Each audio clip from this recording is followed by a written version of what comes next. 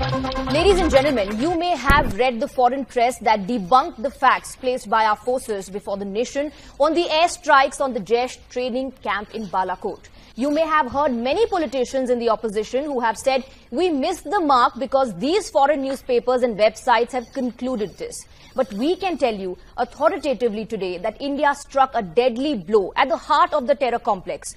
Editor-in-Chief Rahul Shivshankar and National Affairs Editor Srinjoy Chaudhary bring you secret details of the Air Force's bomb damage assessment report that busts several claims doing the rounds. But before that, let's take a look at the super exclusive report. This has not appeared in public. The evidence is there. Satellite pictures taken 48 hours after the strike in Balakot show that 4 buildings in the Jaish-e-Mohammed compound were destroyed with bunker buster bombs. The bombs clearly went in. That's what the satellite pictures show. And then, the bombs being the kind they are, the damage inside was incredible and devastating. From the outside, you can see the holes. You can see that the bombs hit the targets. And some of the buildings, including a guest house, were hit twice. Srinjoy Chaudhary, Delhi Times Now. Well, let's go across to Rahul Shivshankar and Srinjoy Chaudhary. Not just claims, Rahul, several questions are also doing the rounds. Did we hit the right target or did we hit the trees? Give us those details of the secret document that in fact will satisfy the doubters and put to rest, in fact, all the doubts tonight. Well, Srinjoy and myself spoke with top sources in government. We met them and they showed us a lot of evidence. They showed us and shared with us details of the bomb damage assessment that had been undertaken by the IF. Now, it's very, very important to know, Swati, that the entire assessment exercise only began 48 hours after the strike. Why?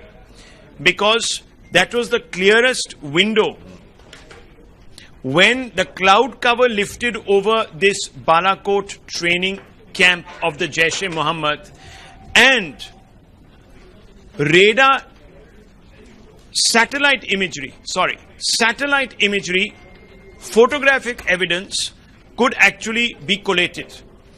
And when these images were studied, the 4 structures that were struck, the telltale signs of the impact of our rockets was detectable. What is that telltale sign? It is a hole through which the rocket or the missile penetrates the target and then detonates inside at the requisite height. These holes were seen. That is what the report has concluded, quote unquote, the holes were seen. Once the holes are detected, and you can see some of those on your screen, this is from, of course, a archival photograph of the Pokhran missile test. So when the missiles were tested in Pokhran, you can see that the structure that was struck remained standing. Now, a large number of foreign media organizations have purportedly shown us the Balakot camp after India's airstrikes and said, look, the buildings are standing. If the buildings are standing, how can you say that the strike was successful? Or that these buildings were even struck? Or this camp was even struck? Well, the Air Force has told us that the buildings have the signature stamp. They have the holes, which shows that the target was acquired. It was struck. They've also told us, Srinjoy, and you can perhaps take me forward on what we've heard, that these buildings were occupied. There was intelligence gathered from 4 or 5 different sources, collated. And a lot of it was then pieced together. And once the Air Force was certain, the intelligence was certain that these buildings were occupied, that's when the strike was undertaken. Yes, absolutely right, Rahul. There were more than 4 buildings in that complex. But the decision to strike the 4 that were struck, including the guest house, as you rightly said, was clearly based on evidence. At 3:30 in the morning, who would be in the buildings? And it was felt that these were the 4 buildings where you would find terrorists and you would find terrorist trainees. And those were the buildings that were struck, not the other ones. That's really the first point. The other point, as you know, a lot of people have said, did the Indian Air Force get there at all? What was the Pakistan Air Force doing? There are really two answers to that. Rahul, the first, of course, was the fact that India used the radar shadow areas. They went past the Pir Panjal ranges, and once that happened, they were not picked up by the Pakistani radars. And the other point, what was the CAP doing? What were the Pakistani fighters that were already in the air doing? Well, very simple. There was a decoy operation which made it look like they were going towards Bawalpur, where Maulana Masood Azhar's headquarters are.